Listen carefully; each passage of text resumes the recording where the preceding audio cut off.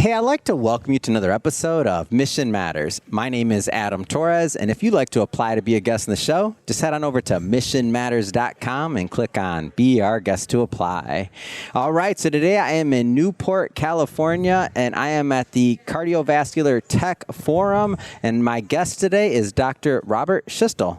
Doctor, welcome to the show. Thank you so much. All right, so a lot going on today at this tech forum. What brings you out today? Oh, I'm a member of Octane, and I go to all the Octane conferences. Yeah. Have you been to this particular one in Newport? It's my yes. first time. No, this is actually the first time at Cardiovascular. Yeah. But I go to all the other Octane conferences, yeah. What are some of the reasons that you like going to the Octane events? I do networking and tell people about what I do and get investors, get people interested in things. Yeah. Lots of things. Networking, yes. Yeah. Yes. I find the crowd and also the content, right? Like when I watch some of the panels up there and I'm like, man, every time I go to something, I always want to have some takeaways. Yes, absolutely. What has been one of your favorite parts of the conference so far? Oh, just talking to people, networking. They're always very nice to me. Yeah. Their food, everything. I agree with that. That one's to the hotel. Yes. The food is amazing here. Yes. I'll take that. And I know you work on a lot of different projects. So I'll ask you, what kind of projects are you working on that you can talk about? What kind of things you got going on? Maybe whatever doesn't need FDA approval, which is my cosmetic and my probiotic. So tell me a little bit more about that. So my cosmetic makes everybody beautiful. And it also has medical applications. But some of those need FDA approval. How'd you get it? But everybody, what I do is health, beauty, and sanity. How'd you get into that industry, like health and beauty? Like what drew you to that? Oh, because I like everybody beautiful. Hold on, really? So yes, I know beauty queens. Really? Yes.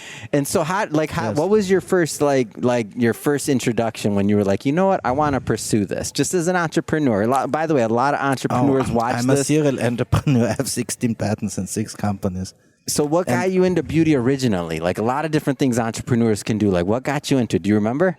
Well, because I like to look at beautiful people. Wow. Even guys can be more beautiful. Absolutely. Yes. I agree with that. Yes. I'm working on it now. Yes, and can get rid of all the... Anyway. All the cosmetic surgeries. Yeah. And so on. Yeah. That's amazing. And then you mentioned also probiotics, or you have another... Yes. Talk about that a little bit. So the probiotic also has medical applications, but it has... it actually... Probiotic by itself doesn't need FDA approval unless you claim medical functions. Yes. Yes. What got you into that belly part feeling of it? And lots of and we can produce 2,000 tons per year of my probiotic currently. Wow, how did you get into that business? As a serial entrepreneur, I'm always interested in and this can't be your answer because I like gut health. I want you to be beautiful on the outside and the inside. Actually, the gut is influencing everything. Yeah. Oh. And there's a gut-brain axis, even the brain. And actually, 95% of all sertraline is made in the guts, not in the brain. And it influences everything in your body. Yeah. So I want to talk about entrepreneurship just for a bit here. So there's a lot of entrepreneurs that watch this show, and a lot of maybe even would-be serial entrepreneurs that are launching different businesses. How do you go about your process of deciding what type of next project you're going to work on? Like, how do you make those decisions for yourself? I observe what I do rather than designing something for a specific disease. I use what I have for all other diseases. And anyway, yeah. So I want to go take that a step further because I think there's a lot we can learn from that. Because you're not jumping from one project to another. It's like it's building. It's building. In the problem with looking for treating a particular disease is that you have all those negative side effects, which you don't really observe initially when you do your screen and your animal effects. You only find that in people. And that's part of the problem.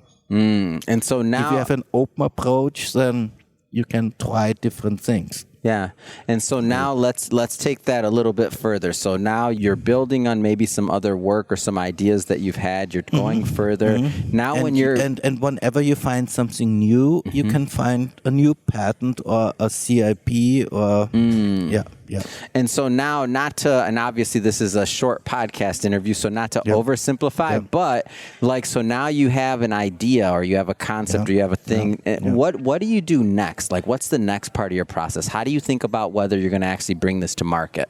You talk to people, you get feedback, you present things. At all the conferences, I go to lots of different conferences, tons of things. And I'm a member of 180 different clubs, all the city clubs, all the country clubs. Yeah. And talk to people And so when you start getting that feedback, does that kind of give you the like, okay, this has some legs. This might be okay for the market. And then you tweak it and you take into account what other people tell you, what your patients tell you, and so on. Sure. I'm guessing sometimes ideas are maybe like too far ahead. Like maybe it might be a great idea, but the market might not be ready for it. Does that ever happen? Like you have some ideas and you're not... No. You just have to try things out. And when you see effects, you observe effects. Then when it's ready. And so now, and then that's when you make... You can never be too much ahead because it only makes sense once it works. Oh. See what I mean? Yeah. So the market wouldn't even move for it then anyway. Like when you're presenting, when you're doing the ideas. Once it works, and yes, then you can present it. Yes. See, I've been wanting to get you on the show for a while because I wanted to learn your process because I feel like, every entrepreneur have their different processes and their different ways of going about it. So to see your end and what you can do, that's interesting to me. Well, I know that you got a lot to do here at the conference. I know I only had you here for a couple minutes, but if somebody wants to follow you on social media or go to one of your websites, or how do people connect in general? If you look up my name on the internet, you find 14,000 pages. Oh, best interview of the day. Well, Dr. Schiestl, I want to say thank you for coming on the show today. Wonderful. It's been an absolute pleasure. I was happy to finally get you on. And to the audience, as always, thank you for tuning in. If you haven't done it yet, make sure you hit that subscribe or follow button. This is a daily show. Each and every day, we're bringing you new content, new ideas, and hopefully new inspiration to help you along in your journey. Until the next time. And thank you again. Wonderful.